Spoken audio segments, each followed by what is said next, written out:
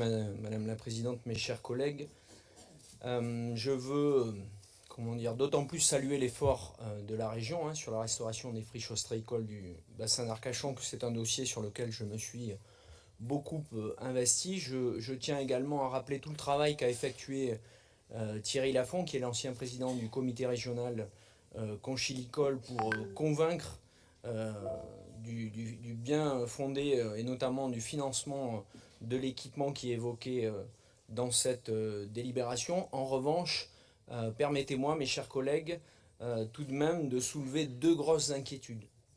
La première, pour indiquer que confier au CIBA l'animation, la réalisation et même ces équipements pour une valeur de 5 millions d'euros qui sont décrits dans cette convention n'est pas quelque chose de très rassurant.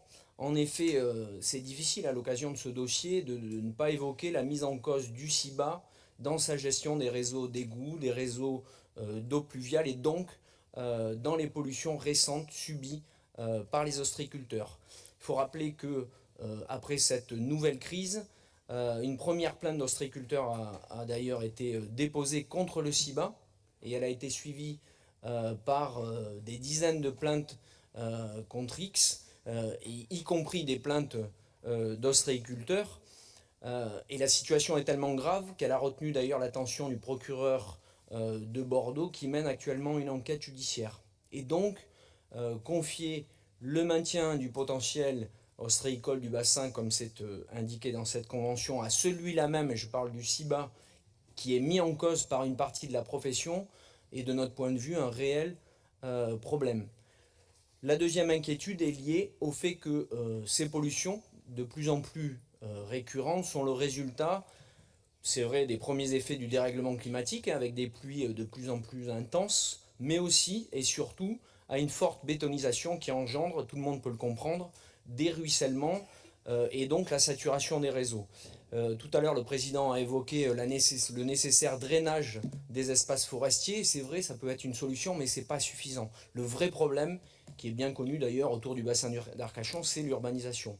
Et malgré cette réalité, les maires du bassin d'Arcachon, plutôt que de faire une pause dans l'urbanisation, ont choisi, juste après cette dernière catastrophe, et alors même que les ostréiculteurs étaient encore frappés par l'interdiction de commercialisation de leurs huîtres, les maires, dans cette temporalité-là, ont adopté un SCOT qui pousse au maximum le curseur de l'artificialisation, avec notamment 801 hectares à l'horizon 2030. C'est d'ailleurs une fuite en avant dont la région s'est inquiétée dans l'avis qui a été formulé sur ce SCOT.